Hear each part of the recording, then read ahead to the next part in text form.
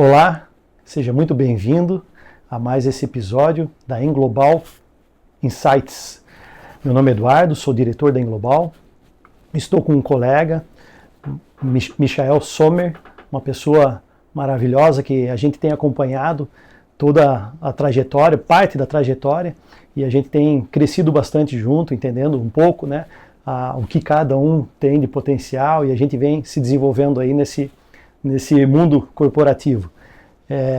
Vai ser um evento aqui para a gente entender um pouquinho mais do que se passa dentro das empresas e como um profissional, né, do porte do Michael se comporta e como ele busca, né, se desenvolver dentro do mundo corporativo.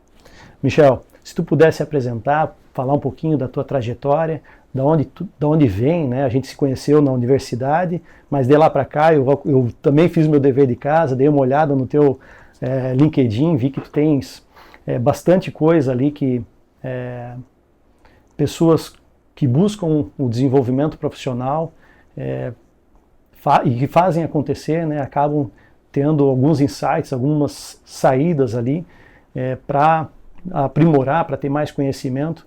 Conta um pouquinho da tua história para nós. Legal, obrigado, Eduardo. Obrigado aí pelo convite, uma oportunidade interessante aí contar um pouquinho da vida, né, não só da carreira.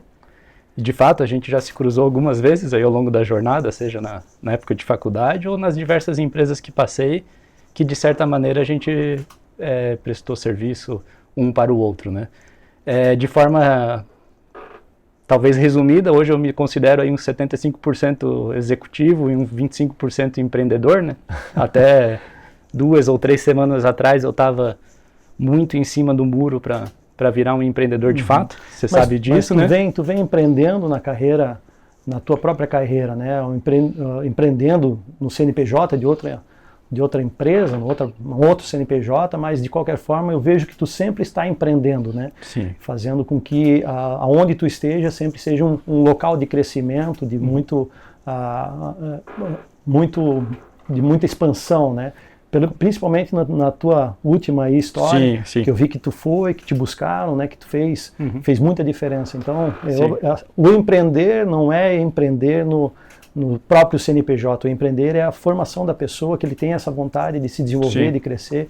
Eu acho que isso tu tem essa característica muito forte, né? E essa é uma frase que a gente escuta bastante, né, principalmente no mundo corporativo, que fala, você como funcionário tem que trabalhar como se a empresa fosse sua, ser um empreendedor interno, e é uma coisa que eu de fato sempre levei a sério, assim, não é da boca para fora, é o que eu muito fiz, principalmente aí nos últimos 5 anos, onde eu estive à frente da parte de operações da Magna Composites, onde a gente trabalhou muito juntos, né, Eduardo, desenvolvendo toda a nossa cadeia de fornecedores na Ásia e alguma coisa na Europa e pouquíssimo nos Estados Unidos. Mas sim, de fato, sempre empreendendo indiretamente, né, dentro de um CNPJ, mas também no paralelo. Falando até mesmo assim da minha formação, da minha história, e acho que muita gente começou assim, né? Meu primeiro emprego foi de barman, na época do famoso Bali High, né? Então, se olhar minha carteira de trabalho, meu primeiro carimbo lá é Bali High Promoções Artísticas, salvo engano o nome do CNPJ. Era barman lá com os meus 16, 17 anos, e ali começou uma carreira diferente, né? Fui barman, depois gerente do negócio. Pegou um pouco da parte comercial nessa época? Peguei muito do comercial. Vixe, e aí a cabeça já começa a trazer um monte de lembrança, assim, a parte comercial e também na engenharia, né? Porque eu estava no ensino médio, trabalhando ou brincando de barman, né? Nem sei qual que é a frase correta aqui. E na sequência iniciei a engenharia mecânica na UDESC, e nesse momento eu já era gerente do bar lá no Bali High. E aí comecei a aplicar algumas coisas já de engenharia, né? De gestão, mas também de processos e soluções, né? Muita gente lembra da época que a gente vendia a tal da porradinha lá no Bali High. Se servia em 2 mangueirinhas de ar comprimido, né? Foi a minha primeira engenharia ali, a nossa maquininha, né? Você servia no balcão umas mangueirinhas, o pessoal adorava, né? Até hoje, já se passaram, não vou falar muitos anos para não parecer mais velho que sou, mas já se passaram vários anos e eu sempre escuto as pessoas, lembro daquela época, tal da mangueirinha, não sei, etc. Então ali comecei vida profissional, crescimento profissional, empreendedor, porque eu acabei assumindo o bar, né? Na sequência até abri mais um dentro do... Abri não, desculpa. O meu primo era dono do Banana Joe em São Francisco, e ele me passou a concessão de um bar lá dentro do Banana Joe também. Então, durante a minha faculdade, eu tinha esses 2 bares. Olha só, cara. E não foi fácil. Eu sei que o curso que tu prestou super pesado, também né? estava lá dentro, né? A gente sabia que era muito, muito puxado. O curso de engenharia da nossa UDESC universidade, o UDESC, aqui é um curso de muito esforço, assim, para chegar, né, ter a conclusão do curso. Você precisa de tempo para fazer, para estudar e tudo mais. E tinha a parte interessante também, né? Muitos dos nossos colegas de faculdade, no final de semana, trabalhavam comigo no bar, né? Então você tinha as pessoas que vinham de fora, né? Até do norte do país, do interior, e usavam o próprio bar ali para ganhar uma grana extra para gastar na época de faculdade. E isso foi, né? Durante toda a faculdade eu tive esses 2 empreendimentos. Aí fui fazer estágio, acabei fazendo um estágio extracurricular na Embraco, na época, na parte de Lean Manufacturing. Um negócio muito legal, assim, porque abre... bem sofisticada, né? Na época até teu irmão já passava por lá também, tive contato com ele, com outros parceiros que tinham ido para a China contigo, né? Então aquilo já era uma coisa assim, pô, o que essa turma da China aí tá fazendo, né? Porque eram pessoas... 2006 aí estamos falando. Assim eram pessoas diferenciadas que tinham passado um período na China. Salvo engano pela alguma coisa da prefeitura de Joinville, né? Esse é um programa chamado Sister Cities. Joinville tinha uma parceria com uma cidade chamada Zhengzhou, e eu, junto com outros 19 alunos, né, foram lá conhecer um pouco da cultura e se aprimorar, né, no mandarim, né, aprender mandarim. A gente passou um ano lá numa imersão, aí no outro ano veio chineses para a cidade de Joinville para aprender o português, e aí criou-se um relacionamento bom, assim, teve algumas pessoas, né, que continuaram nesse fluxo de comércio exterior, tal. A Englobal foi uma delas, né, que surgiu disso, né, essa vontade de empreender, né, junto com a experiência que nós tivemos na China, naquela oportunidade, nos trouxe aí para o que a gente vive hoje, comércio exterior. Que é o negócio hoje, né? Que é o que tu estava cruzando com o pessoal que fez esse evento lá, né, dentro da Embraco. Que eram, naquele momento, pessoas que tinham dado uma caminhada acelerada, assim, né? A gente olhava com bastante respeito por ter tido feito esse movimento, né? Bom, isso aí é um estágio extracurricular de Embraco. Depois acabei encerrando o estágio para conseguir terminar a engenharia, né? Porque é suado, né? Estava já começando a pedalar em algumas matérias, repetindo, que não faria sentido. Então, segurei o início de carreira, terminei a UDESC, e aí comecei a trabalhar já como estagiário na Whirlpool, em Joinville. E a Whirlpool é onde eu, de fato, fiz a minha formação, né? Não só de profissional, mas de pessoa mesmo, até de amizade, assim. As minhas maiores lembranças são de Whirlpool. E também de lá, um antigo chefe passou a me chamar de cidadão do mundo, né? Porque na Whirlpool eu fiquei mudando de carreira, de cidade, de área, de liderança. Então era uma coisa assim... Pivotou bastante, né? Bastante. Eu fiquei de forma mais rápida aqui, 2008 em Joinville, 2009, 2010 em São Paulo, 2011 em Joinville, 2012 em Manaus. Aí eu tive uma breve saidinha da Whirlpool, uma tentativa de trabalhar numa startup de mobilidade, que não deu muito certo, e acabei vindo trabalhar na Embraco em Joinville na época. E aí fiquei um período na Embraco, que era grupo Whirlpool, né? Eram juntos, né? E logo na sequência, de novo, Whirlpool Joinville, depois Whirlpool São Paulo. Então, nesse período ali, um nômade, né? Ou cidadão do mundo, como dizia o Juliano Sá, meu chefe da época, aprendi muita coisa de vida pessoal, né? Nesse meio tempo. Casei, minha esposa topou toda essa loucura de mudar daqui para lá. Não é tão simples, né? Não é São trivial. Oportunidades que passam, mas assim, se deixa muita coisa também, né? Para fazer Só que assim, cada salto desses que você dá, porque é um salto mesmo, né? Mesmo se você se transfere para uma mesma função, você muda muito, né? Você tem que recomeçar a conhecer pessoas novas, relacionamentos novos, culturas diferentes. Trabalhar em Manaus, obviamente, é muito diferente de trabalhar em Joinville, né? Muito diferente. Um povo diferente e proativo, interessado, mas um estilo diferente, né? Em Joinville aqui a gente tem o nosso estilo, que a gente se formou assim, e é natural trabalhar com o povo daqui, né? Então sim, uma experiência legal. Eu vi que tu, na tua carreira também tu se aplicou bastante em conhecimento, né? Fez uns cursos pesados, né? Sim. Durante teu processo aí. E isso é uma coisa interessante, que eu tenho um respeito enorme. A URPA é uma empresa que o ambiente te força a ser melhor, a liderança te força, é uma palavra talvez errada, né? Mas te engaja a ser melhor, a liderança te coloca desafios que não te deixam ficar parado, né? Então, Green Belt, treinamento certificado pela Whirlpool, é uma carga relativamente pesada, né? Depois disso, Black Belt também, foram 4 semanas exclusivas de treinamento, então isso traz uma bagagem importante. Fiz MBA, infelizmente não terminei na época, fiz MBA em gestão empresarial. O ambiente, de novo, o ambiente Whirlpool, o ambiente corporativo, te faz ser maior. Então é por isso que eu digo que a minha grande formação pessoal, profissional, veio desse período, né? E aí, na sequência disso, talvez até dando um pulo já para a minha época agora mais recente, eu trabalhando na Magna, uma empresa também grande, né? Obviamente menor do que a Whirlpool, né? Mas essa forma de trabalhar fica na cabeça, né? Então você acaba forçando os seus pares, os seus liderados a trabalharem um pouco com esse jeito de se desenvolver, né? Faz toda a diferença. Se eu puder um dia recomendar para minha filha, né? Comece numa empresa de porte gigantesco, porque molda a gente. Né? Isso é uma parte dos insights, né? Experiência de vida, trazendo os detalhes do que pôde conquistar, né? Como correu. E trabalhar em empresas grandes, né? Normalmente tu tem alguns desafios que empresas pequenas não te trazem, né? E algumas coisas que podem mudar a tua vida, porque tu está numa empresa grande que tem oportunidades, que pode te colocar em lugares como Índia, como, né, outros mundos aí que é difícil alcançar em empresas pequenas. Sempre tem um lado positivo e negativo, né? Sim. E assim, Sommer, olhando para tua carreira, né, eu vi assim que tu tem uma forma de trabalhar olhando muito para o mundo. Acho que essa oportunidade que tu teve de trabalhar em empresas grandes, né, te trouxeram bastante bagagem, né, dessa parte de supply chain, de toda a cadeia de fornecimento. Hoje, como é que tu enxerga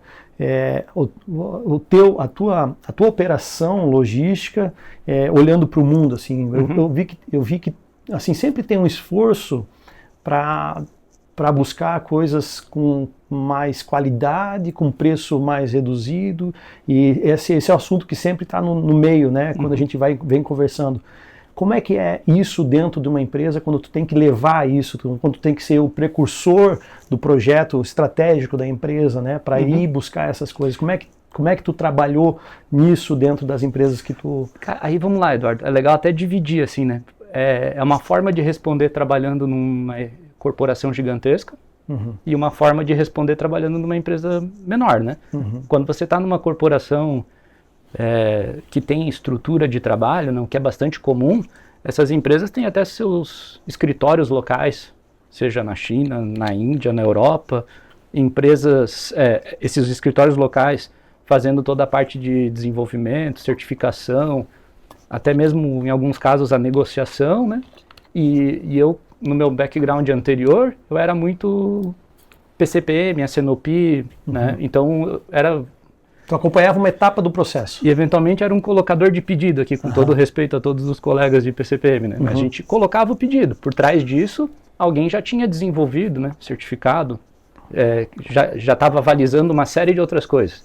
Aí quando a gente vai para a empresa menor, e aí tu entra de novo, né? Deve lembrar disso. Pô, a gente tinha um desafio lá para 2020 de desenvolver fornecedores na China, seja até mesmo por uma obrigação do nosso cliente, obrigação entre aspas, depois até podemos falar um pouco disso, e seja por uma necessidade de redução de custo com manutenção ou ganho de qualidade. E aí, puxa, eu não tenho um escritório na China, né? O nosso time de compras naquele momento eram 2 pessoas, né?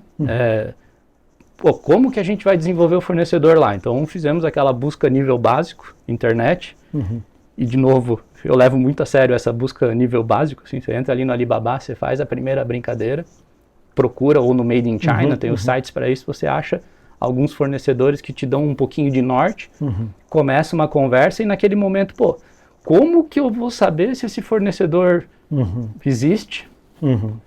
tem capacidade para fazer o que eu quero, vai entregar o que eu pedi, como? Daí liguei para ti, me lembro dessa conversa, né? Ô Eduardo, e aí? O que eu faço? Aí na época você me ofereceu o serviço que eu achei muito legal, fez a vistoria na China, né? Na cidade de Changzhou, tô aprendendo a falar as cidades contigo ainda, né? Foi lá, fez a vistoria, me apresentou toda a certificação do cliente, fotos do processo produtivo, da carta estatística de processo, né? E, puxa, ali começou. Então, vamos lá. Primeira coisa para desenvolver uma cadeia internacional, primeira coisa que vem é medo. Então, existem pessoas, existem empresas, tipo a tua, que resolvem o medo, né? Pô, isso vale também, vamos lá, para qualquer assunto, né? Sim, você tem toda a especialidade em comércio exterior, em cadeia internacional, então, ali resolveu. Ou melhor, vamos ser sinceros, né? Resolveu só na hora que tu recebe o produto, né? Mas, de fato, deu coragem para colocar o primeiro pedido, fazer o pagamento de entrada e por aí vai. Primeira e lá, experiência, né? A gente falou fez a vistoria, ó, a carga está pronta. Paga o saldo que vai embarcar, né? Então, pô, interessante, é importante fazer. Aí, depois o relacionamento vem. Aí, uma vez feito isso, a cadeia passa a ser uma cadeia de PCPM, que é o que eu a vida toda trabalhei com mais vontade, né? Pô, construir os parâmetros de política de estoque, baseado em lead time, em variação, disponibilidade, etc. E ficar dosando a colocação de pedidos para evitar qualquer falha de uma ruptura, né? Uma parada de linha, o que quer que seja.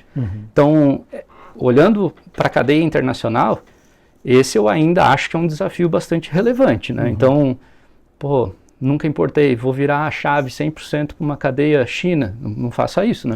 Vai morrer, né? A empresa vai ter dificuldade. É risco, né? É risco demais, né? Então, uma das coisas, Michel, quando a gente está nessa etapa de chegar com o cliente, tu vê que ele precisa, né? Às vezes é até uma necessidade dele de sair da onde que ele está para ele poder ter essa sobrevivência, para ele poder... Porque assim, o mundo está avançando, de modo geral, o Brasil, pesado falar isso, mas desindustrializou bastante nos últimos anos, então o produto lá fora ficou mais barato, nosso potencial ficou mais difícil de competir, então tem muita gente buscando. E essa cadeia está sendo quebrada, né? Então não é mais o distribuidor que está buscando, não é mais o vendedor, já está chegando lá no cliente final, esse cara já está indo buscar. Então às vezes a demanda de comércio exterior é eminente para algumas empresas. Quem não faz está para trás, né? Tem que ser pragmático. E um dos pontos que a gente coloca é: faça o primeiro processo com cautela, experimente, conheça o fornecedor, enxergue os pontos de ruptura, enxergue as dificuldades que tu vai ter no processo, recebimento. Até, cara, a gente fala assim, é besta, mas tu tem que ter equipamento para receber. Chegou o equipamento, chegou o container lá, falou que e agora? Aconteceu. E agora?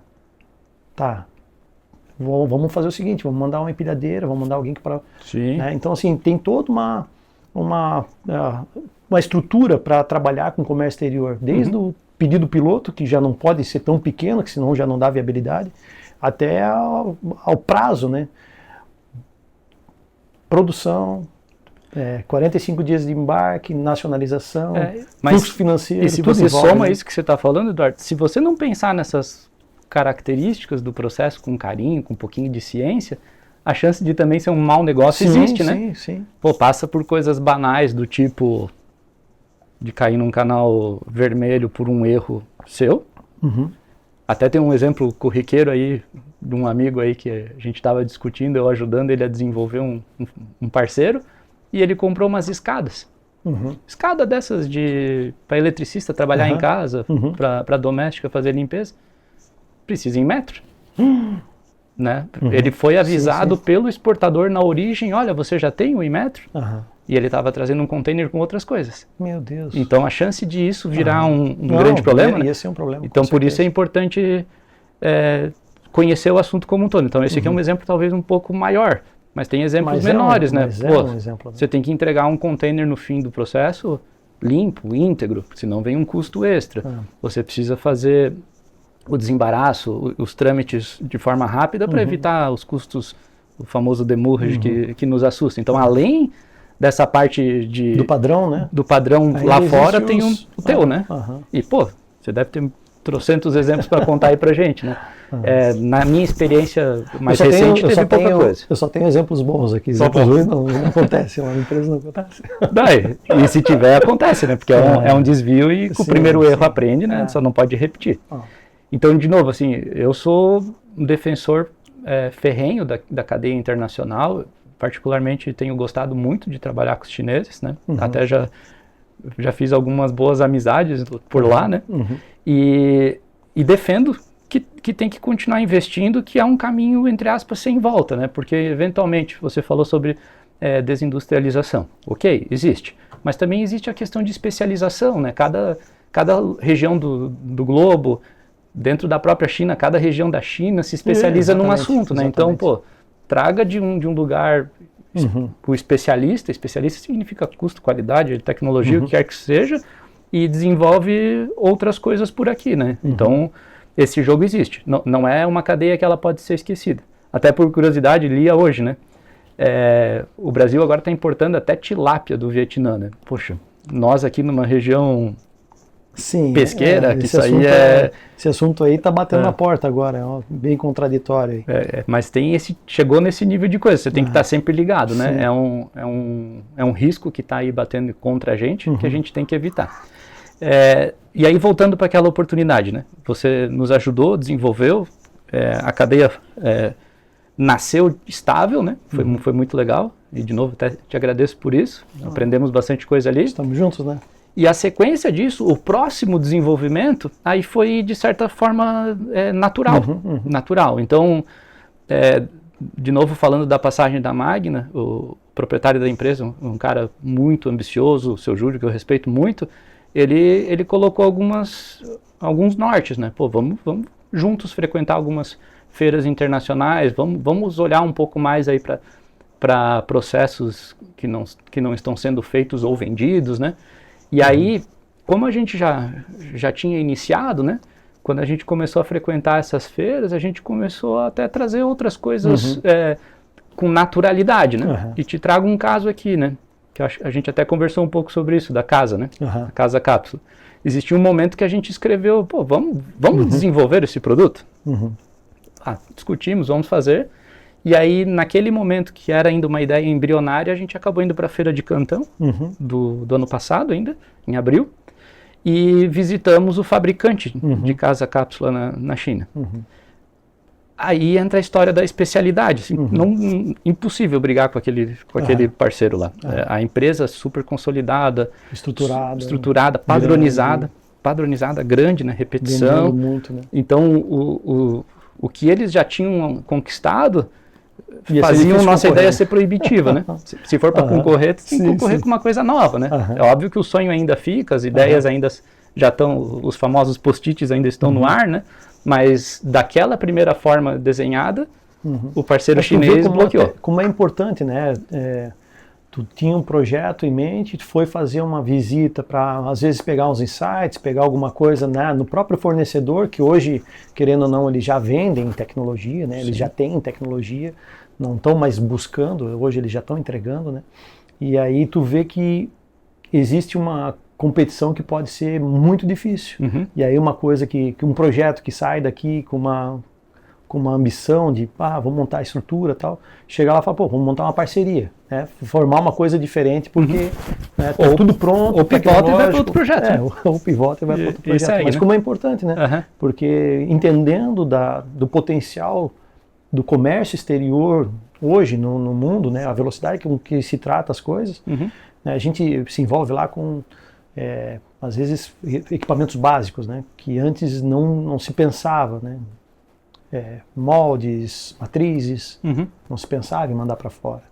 Fizeram um teste muito tempo atrás, tiveram dificuldade, hoje já é uma realidade. Vem com muito volume, né, já tem uma qualidade absurda, as máquinas processando com alta velocidade. Eu fui visitar alguns fornecedores lá, cara, um galpão assim que tu não enxerga o fundo e máquina. Isso às vezes até assusta, mas é a verdade, né?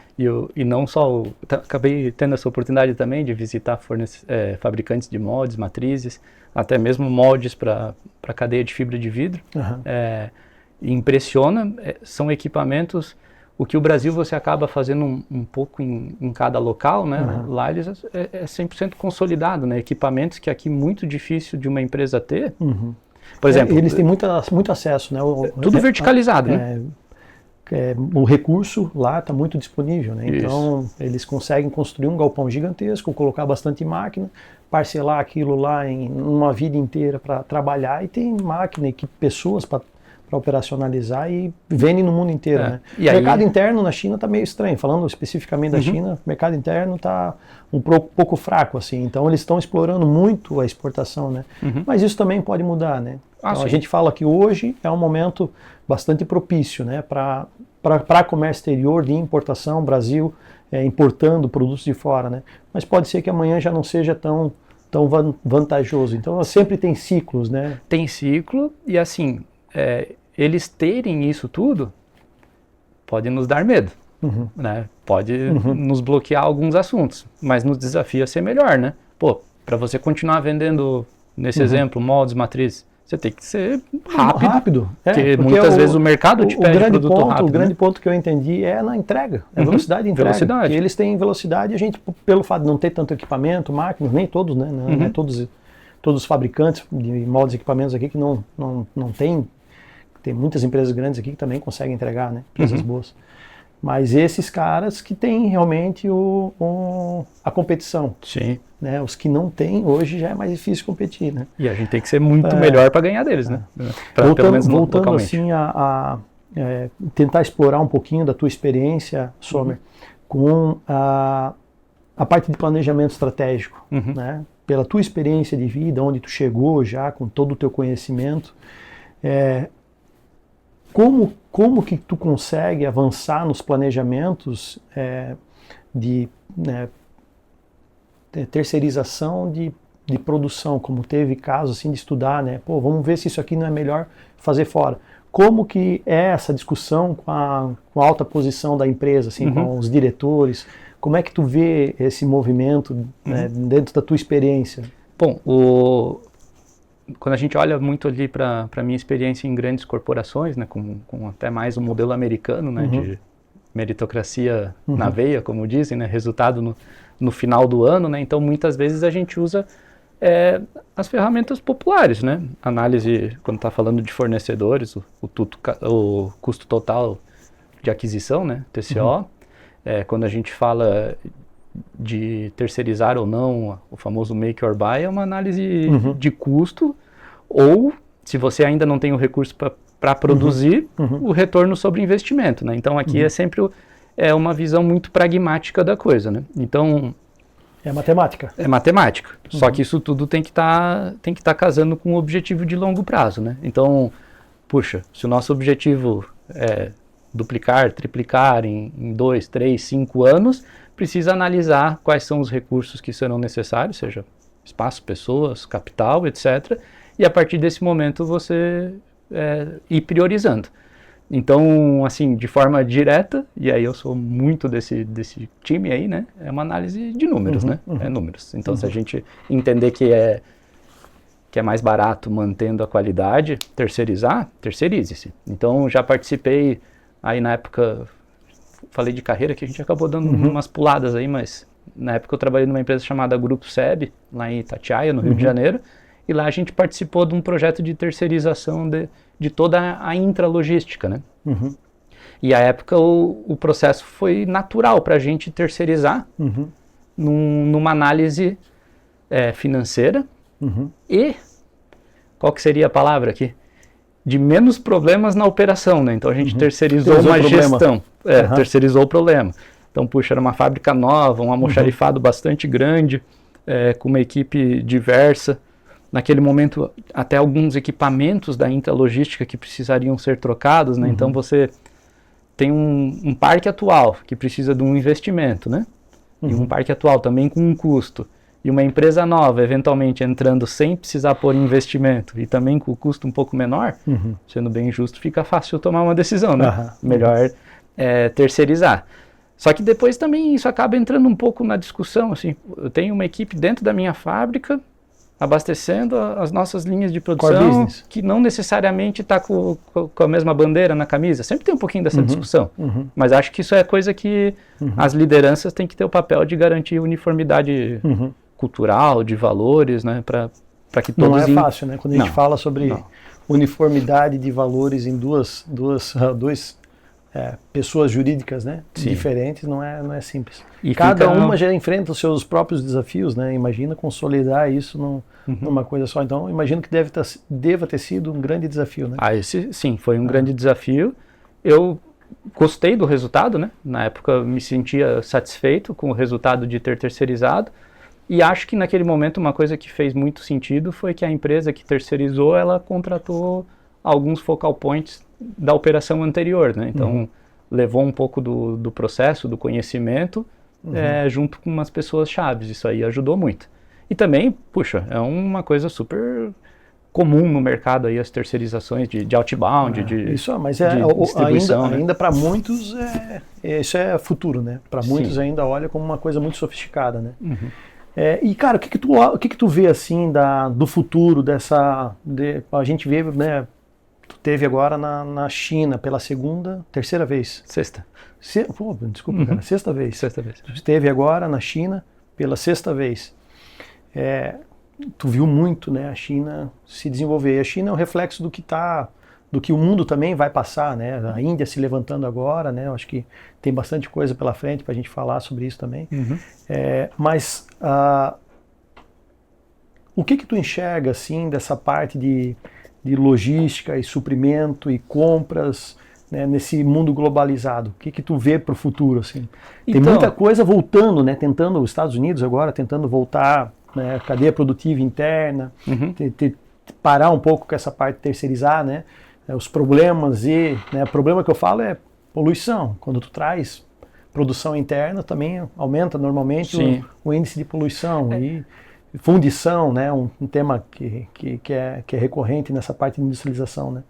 Como é que tu vê, assim, o mundo na frente? Qual que é a tua visão de mundo na frente? Né? Aí entra em bastante pormenores aí que até longe da nossa especialidade, mas a gente vai juntando um pouquinho de tudo, assim.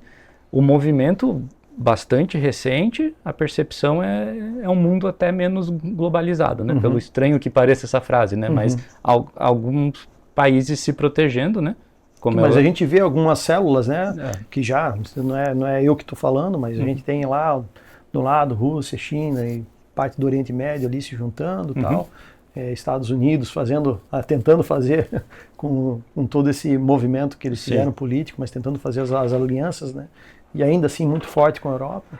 A Europa, de modo geral, também tentando se defender, né, na parte produtiva, economia, e aí até, população. Né? Se você pensar assim, longe de falar de política, mas até em percepção pessoal da coisa, é proteção mesmo, né? A gente tá no tal do mundo bunny agora, né? Que a gente tem fragilidades, a gente tem ansiosidades, né, anseios. Puxa, é forma de se proteger, né? De alguma forma...